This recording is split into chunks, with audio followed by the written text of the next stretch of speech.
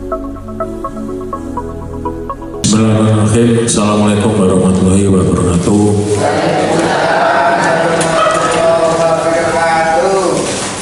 Bapak Ibu semua anggota Prolanis yang pada sampai hari ini masih tetap eksis dan konsisten ikut program Prolanis, sehingga nampak sekali keceriaan dan kebahagiaan ya Mbah. Tetap tertawa ya Mbah. Enggak juga nanti nangis.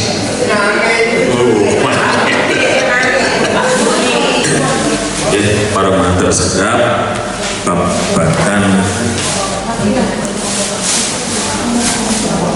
monitoring hipertensi pada pasien.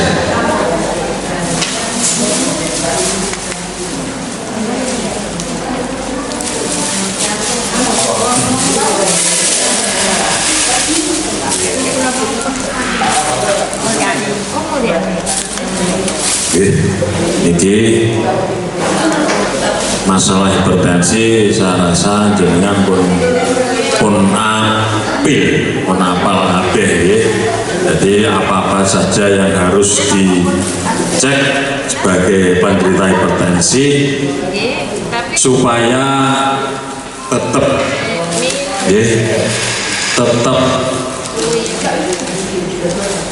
tensinya itu bisa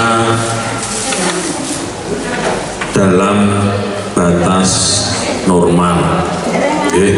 Ampun ngantos keduren ning ya ampun ngantos kecendeken, karena naik keduren yo berbahaya, naik kecendeken yo berbahaya. Niki hipertensi sedaya nggih, berarti ora usah nyabrang ning liyane. Untuk hipertensi jenengan sudah ikut Prolanis, berarti mau tidak mau tensinya tetap termonitor terus ya. Untangannya niku nggih, ikut Prolanis itu tensinya tetap dimonitor terus, obatnya juga dimonitor terus, apakah perlu diganti, apakah tidak, apa diteruskan. Jenengan ikut dari program Prolanis berarti sudah terpantau. Nek jenengan cek tensi napa stabil ikut Prolanis, kalau dicek sambil jenengan mengutarakan kalau ada keluhan-keluhan, ampun mendel mawon. Jadi biar pemeriksa biar tahu, kok saya akhir-akhir ini keluhannya begini, kok saya begitu. Jadi jenengan utarakan mawon apa yang menjadi keluhan pada saat pemeriksaan. Nah, untuk tensi mesti sudah rutin ya. Obat juga sudah rutin. Tinggal bagaimana jenengan benar-benar disiplin dalam melaksanakan pemeriksaan agar selalu terpantau.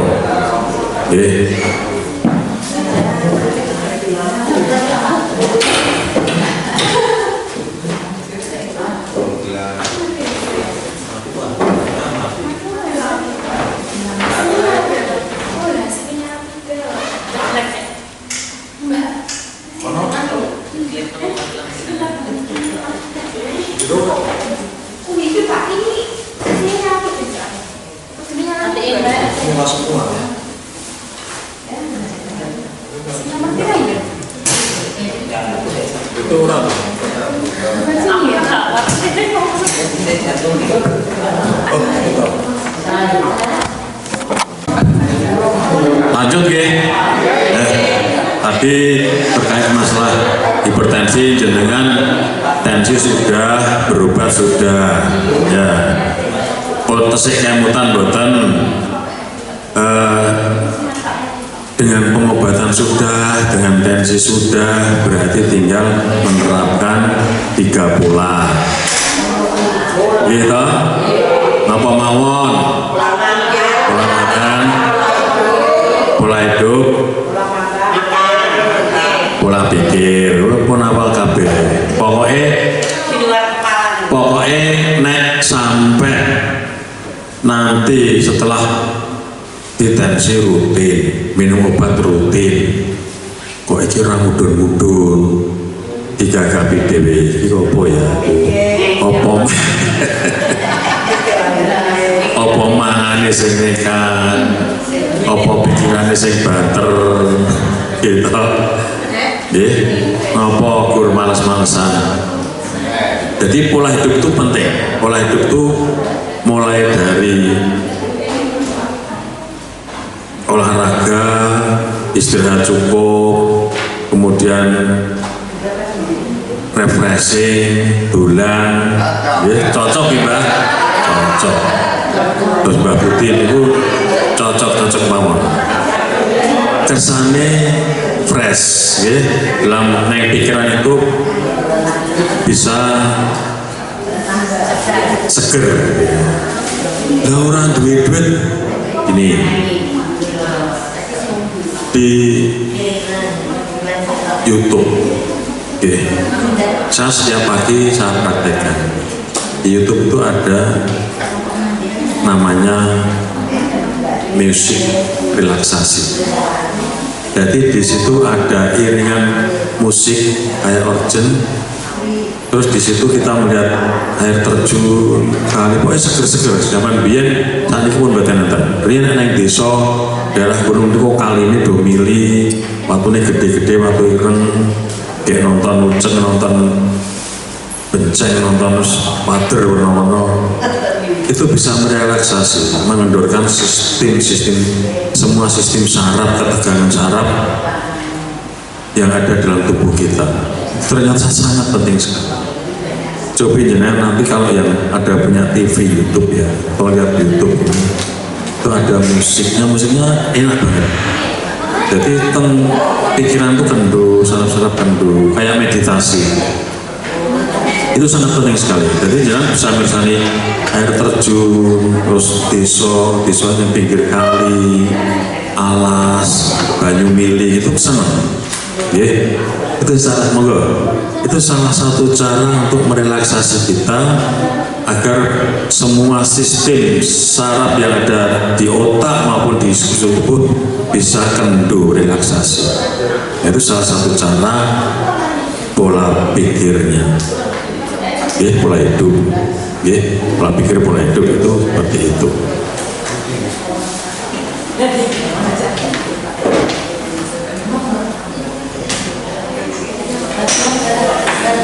Nah, kita masuk ke monitoring tekanan darah.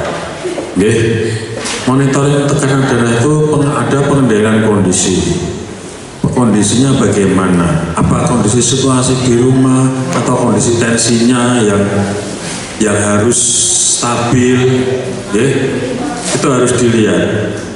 Tensi kok ora stabil, nanti munggah dhuwur. Mudung, sok munggah meneh, itu berbahaya. Jangan sampai jenengan mempunyai pemikiran nek hipertensi nek wis normal obatnya dindeke, dilereni. Niku salah ya. Itu salah banget. Saya juga setiap hari minum obat tensi karena pun warisan. Jadi obat tensi itu harus diminum tiap hari seumur hidup. Karena apa? Karena tensi kita, tensi panjenengan itu bisanya normal dengan obat. Bukan berarti sembuh. Hipertensi tidak bisa sembuh. Jadi harus hati-hati. Ada satu kasus setelah beberapa bulan minum obat tensi terus merasa sembuh. Merasa sembuh. Sebulan, 2 bulan, 3 bulan berikutnya datang periksa lagi dengan serangan stroke. Ya, padahal saya yang manti-manti ngobati sampai ngentek lambe. Setelah itu terus katanya begini, engkau nek ngombe obat terus katanya ginjalnya rusak, katanya nanti neng jantung, neng warna-warna. Dan itu katanya jarine sopo, jarine tiang-tiang niku, tiang-tiang niku. Nah, itu dari sumber yang nggak jelas dan akhirnya menyesatkan dan berdampak pada penderita sendiri. Akhirnya stroke ya sudah. Ini Bu, ini akibat dari tidak minum obat yang dilereni, merasa dirinya sudah sembuh. Saya periksa tensinya 200 per 100. Jadi harus hati-hati ya. Jangan berpikiran seperti itu. Nah, hipertensi itu terus normal sembuh. Ada juga tensinya normal, obatnya dilereni. Terus selang beberapa hari kroso-kroso meneh, tensi munggah, minum obat lagi. Gitu lagi. Nah, itu juga berbahaya sekali karena merusak sistem pembuluh darah. Nek tegang kendo, kayak karet ya. Karet gulang diolor, kendoni, akhirnya penampaknya menipis, mudah pecah. Jadi semakin tidak elastis lagi. Nah, tujuannya apa? Tujuannya apa pengobatan secara terus-menerus, secara rutin? Itu mencegah komplikasi, mencegah komplikasi. Jangan sampai muncul komplikasi. Jadi jenengan harus benar-benar disiplin dalam minum obat, dalam kontrol tensi. Kalau sudah komplikasi, jenengan pasti merasakan berat sendiri. Karena komplikasinya apa? Bisa ke jantung, bisa ke ginjal, bahkan sampai kena serangan stroke. Ya, jangan sampai. Bagaimana caranya biar tidak terjadi komplikasi? Ya kembali itu lagi, minum obat secara rutin. Monggo. Minum obat secara rutin dan kontrol tensi secara rutin agar bisa terkendali. Jadi prinsipnya adalah jenengan adalah pencegahan komplikasi. Semua kalau komplikasi itu tidak muncul, jenengan sehat. Kemudian evaluasi pengobatan. Selama 1 bulan pengobatan itu kita evaluasi perkembangannya bagaimana. Apakah tetap baik orang mudun-mudun? Apakah bisa normal?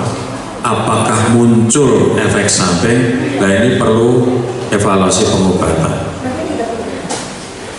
Nah, efek samping muncul, keuntungannya dari Prolanis itu, nah efek samping muncul nanti dicarikan obat yang lain yang kira-kira tidak ada efek sampingnya terhadap penjenengan.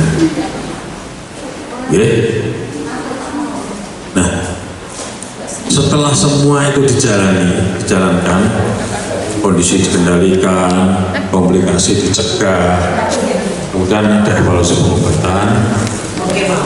Akhirnya apa? Akhirnya kualitas hidup panjenengan meningkat. Nah, kualitas hidup meningkat, panjenengan bisa beraktivitas seperti saudara-saudara kita yang normal. Jadi tidak ada pantangan-pantangan apapun kalau semua itu bisa dikendalikan. Jadi kualitas hidup aktivitas biasa, kalau yang misalnya ada kesibukan yang menghasilkan jualan atau membuat gorengan atau apa, itu kan bisa meningkatkan kualitas hidup. Fisiknya juga terjaga baik, tidak ada kecacatan, tidak ada komplikasi, akhirnya kualitas hidup meningkat.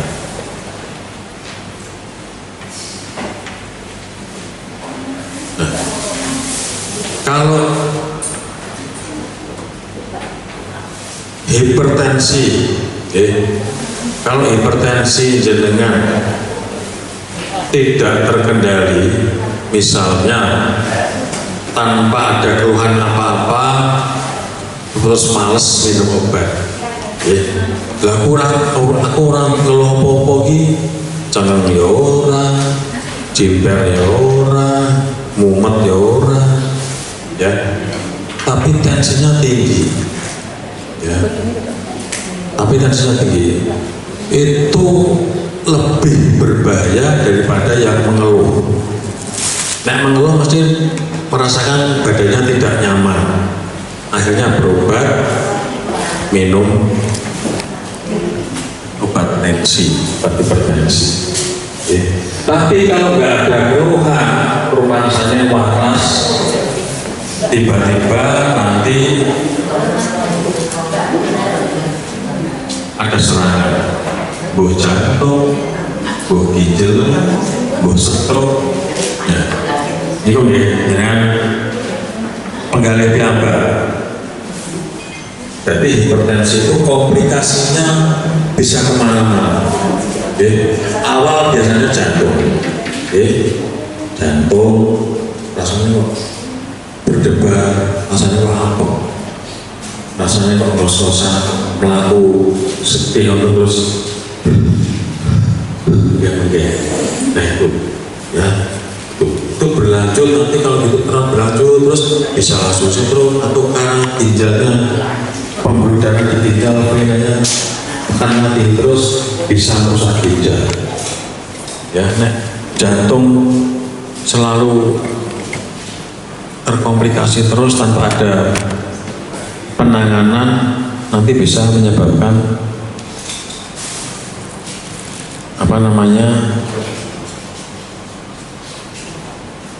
kardiomegali atau jantungnya membengkak, jantung membengkak atau angina, tahu-tahu nyeri dada kayak dibleki, ampek, kadang-kadang seperti itu. Dan itu harus perawatannya di ICU, karena apa? Ada penyumbatan. Teman saya nggak nyaman, awalnya lemu, direktur rumah sakit, tahu-tahu dicek penyumbatannya 90%. Siangnya langsung dipasang ring. Nah itu loh, masuk ICU juga, pengawasan ICU. Jadi harus hati-hati. Hipertensi itu penyakit yang makin lama makin bertambah. Di Indonesia, data tahun 2024 belum masuk, itu 31% penduduk usia di atas 18 tahun penderita hipertensi.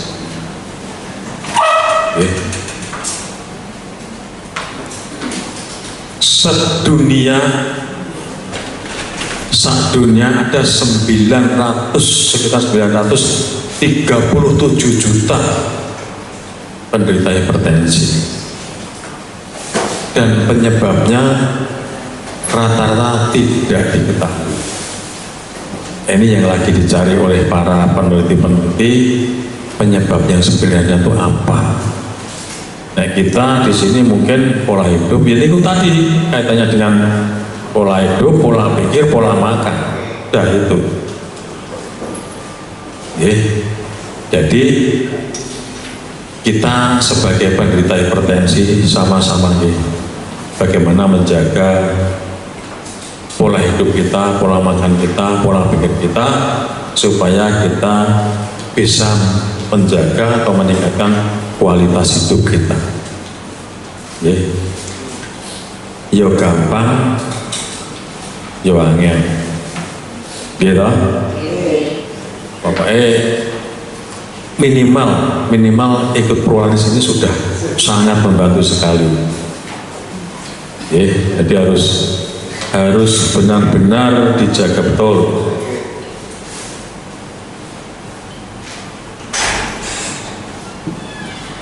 Monggo.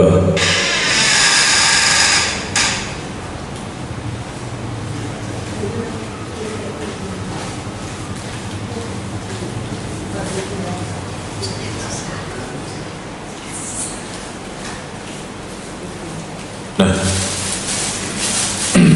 apa yang harus dilakukan panjenengan setelah tadi sudah saya jelaskan, setelah ini difasilitasi oleh pemerintah dengan adanya prolanis, jenengan sudah ikut prolanis, sudah pengecekan tensi rutin, gitu. Itu apa? Ternyata betul. Berarti ada 3 pola tadi, 3 pola tadi, ya. Nih, rutin minum obat itu kebiasaan. Itu sudah dilakukan di sini, ya, pemeriksaan rutin di rumah harus minum obat. Obatnya harus diminum karena ada yang di sini ada yang ikut prolanis tekan rumah obatnya didomke lomo karo tonggone, ya. Ada, ya. Tonggone arep periksa teng puskesmas. Kenapa arep periksa dari gini aku duwe wis kok puskesmas tak kei wae tas itu, ya. Dengan ketoke baik jenengan itu akhirnya menyengsarakan yang lain. Akhirnya ini minum obat berusaha saya tidak terkontrol, nanti kalau ada apa-apa gelo gitu, ya. Satu itu. Yang kedua kaitannya dengan hipertensi. Hipertensi, masing-masing orang itu penanganannya bisa berbeda, obatnya juga berbeda, jadi harusnya jenengan tidak usah beli di apotek. Kalau memang benar hipertensi, sudah ada rumusnya pengobatan hipertensi, ya. Orang apotek taunya obat, gitu, obat. Kalau kita bekerja sama dengan apotek sesuai dengan advis kita. Tapi kalau jenengan tuku obat hipertensi, ya kalau nggak alergi, ya kalau nggak ada efek samping yang berat. Jadi jenengan harus sesuai dengan advis dokter. Kemudian pola makan yang sehat. Pola makan yang sehat itu tidak harus belas dipantang. Pola makan yang sehat itu harus ada keseimbangan gizi makanan. Jangan terus berpantang. Saya kemarin periksa ke dokter misalnya, dicatati, saya pernah dapat pasien seperti itu, dicatati ada 12 makanan yang ora dipangan, darahnya malah tambah dhuwur, lah ngenes apa-apa ora dipangan. Ini ada diberikan saya catatan, nggak boleh makan ini, nggak boleh makan ini, nggak boleh makan ini. Ada 12 item makanan yang orang untuk dipangan. Lah kan kon mangan opo? kan malah susah, pikiran gering awaknya. Ya, harusnya seimbang. Saya tidak melarang jenengan pengen apa. Ning ojo berlebihan, ojo peh dumeh doyan. Nggih. Wong rasane ya padha. Misalnya makan banyak tekan kene enak dirasake, begitu bulu mudun wis dadi masalah. Gitu. Makanya harus hati-hati. Jadi pola makan harus seimbang. Tubuh itu tidak hanya bisa berpantang. Tubuh itu bisa masing-masing dari berbagai makanan. Tubuh itu juga perlu. Misalnya ikan, tubuh diperlukan. Sayuran diperlukan. Karbohidrat diperlukan. Daging ada zat-zat yang diperlukan. Jadi tidak usah terus pegah dipantang semua, nanti di dalam ya juga kacau gitu. Nah. Kemudian yang obesitas ini penting ya. Kemarin ada waktu CKG ada dicek lingkar perutnya ya, dicek lingkar perutnya. Itu coba dengan yang lingkar perutnya gede, itu berat badannya harus diturunkan. Bagaimana cara menurunkan berat badan? Orang terus tutus dino mangannya berpisan, itu juga nggak betul. Ya, karbohidratnya dikurangi. Karbohidratnya dikurangi. Neng jagung itu, gitu, jukuk sego, terus lawe gursiti rugi. Kudune jipuk lawu sih, segone sing sithik, segone omah oke. Nggih. Carane ngoten. Karbohidratnya sudah di atas umur 50, karbohidratnya ojo nganti ana nggone. Kon parke ya padha lho. Gitu. Jadi jipuk lawu sayur kabeh sing oke, segone ora entuk nggon akhire kan sithik. Nggih. Lah nek jagung jika segone kokean lawe bersithik-sithik rugi lho. Gitu, Mbah.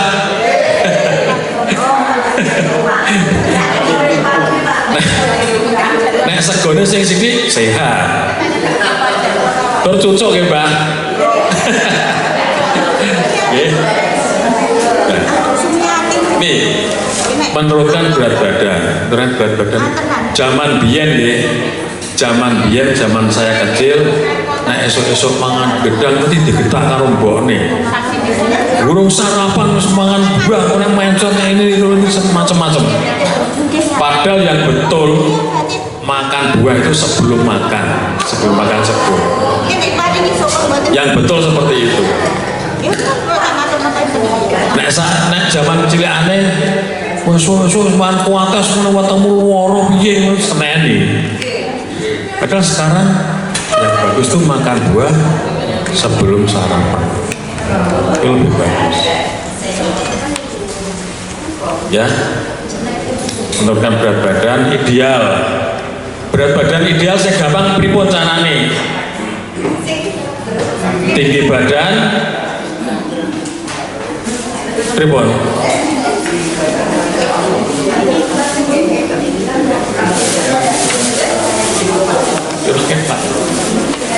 Kira kurangi 100 ya. Tinggi badan kurangi 100. Itu yang sing gampang. Misalnya tingginya 155, idealnya ya 55 plus ke atas 5 ke bawah 5. Naik abot ya 60. Naik rodok kurang ya 40, 50. Naik kurang dari 50 gering. Naik kokean dari 55, naik dari 60 ya lemu. Ya yang ideal itulah. Caranya gampang. Terus berhenti merokok. Masih adakah yang merokok? Boten nggih. Teng mriki pun boten merokok nggih.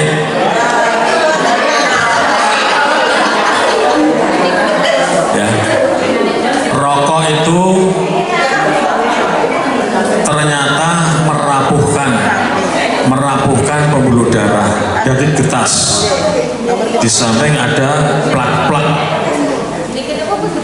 Apa nih nek knalpot niku ngupil. Jadi hati-hati jangan sampai merokok. Ya. Kemudian kelola stres tadi sudah saya aturke 3 pola tadi ini masuk semua itu. 3 pola tadi ini masuk semua. Pola makan, pola pikir, pola hidup. Ya. Kelola stres. Nek pas stres, sing dereng nate stres sinten? Semuanya pernah stres gitu. Semuanya tuh pernah stres, pernah pikiran, tahu pikir rabot, tahu pikir terus pokoknya misalnya iki wayah bayar PLN, bayar leden, terus pasti ingko nek ana piye apa meneh pas bangun griya nggih wayah bayar tukang, banyak sekali stres. Jadi harus dikelola dengan baik agar jangan sampai stres itu berlarut-larut. Ini kelola stres. Termasuk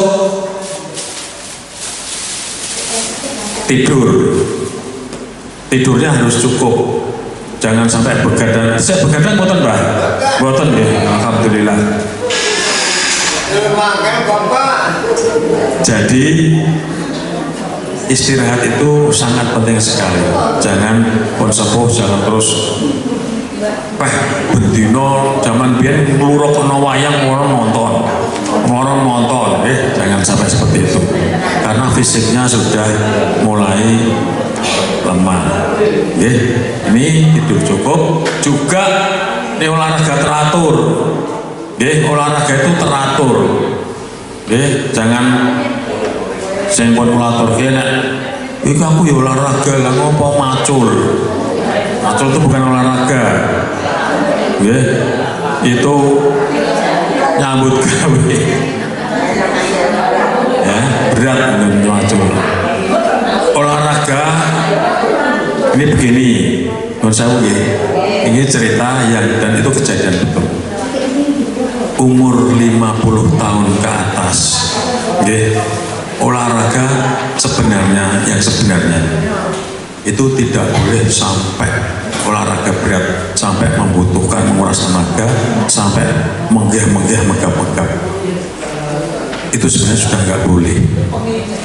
Jadi umur 50 tahun cukup jalan kaki, jalan santai gitu.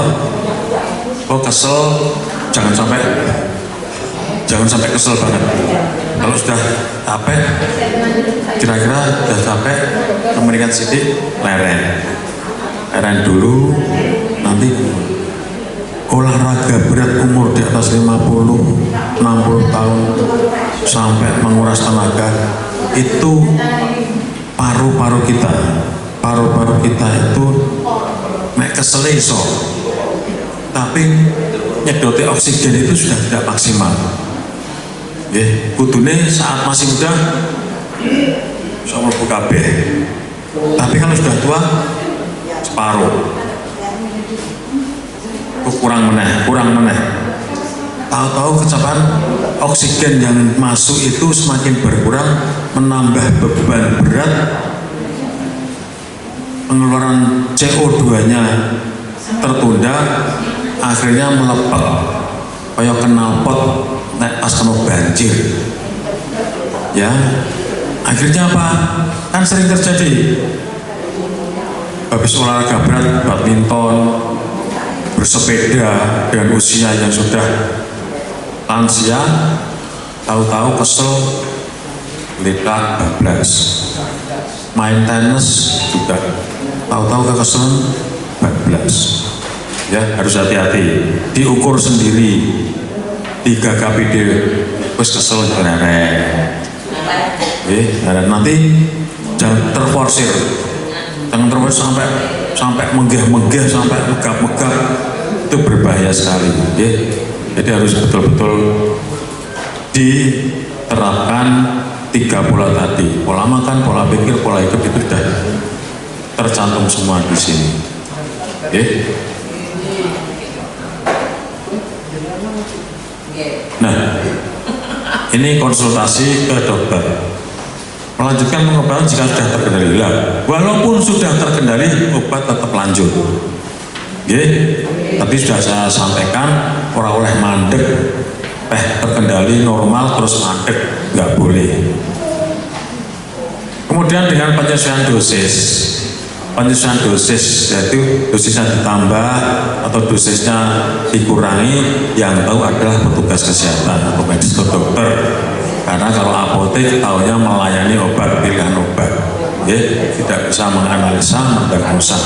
Jadi harus hati-hati yang menderita. Misalnya ke apotek ya beli obat-obat ringan, vitamin, ya obat-obat yang umum lah.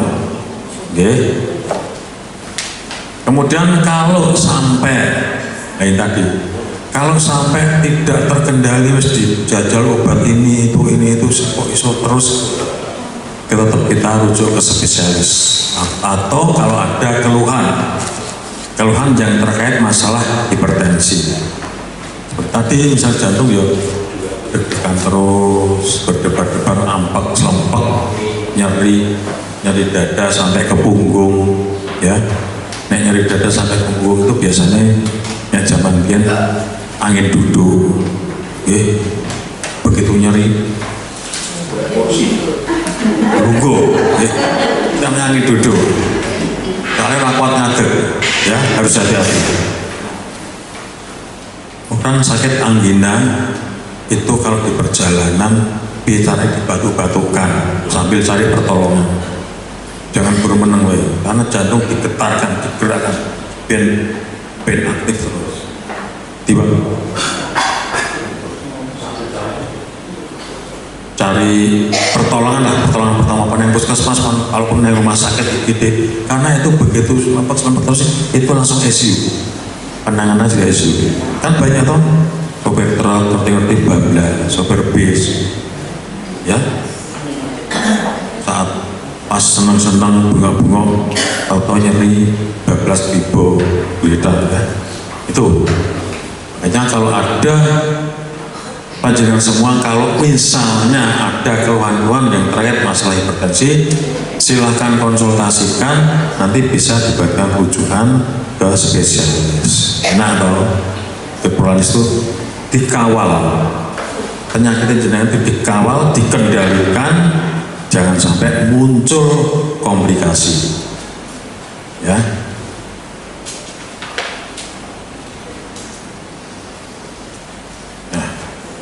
Ini Prolanis happy sehat mandiri ya.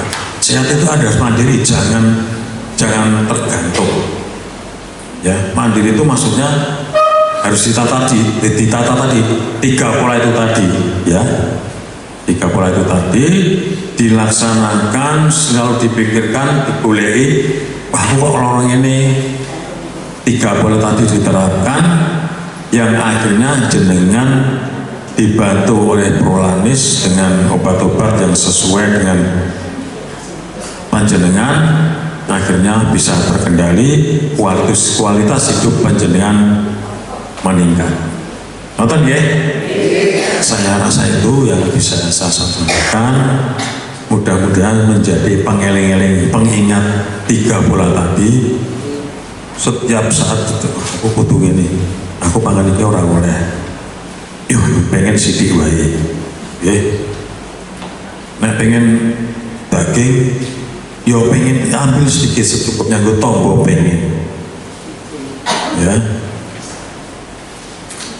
Saya rasa itu yang bisa saya sampaikan. Mudah-mudahan bermanfaat dan tetap selalu sehat, tetap ikut Prolanis,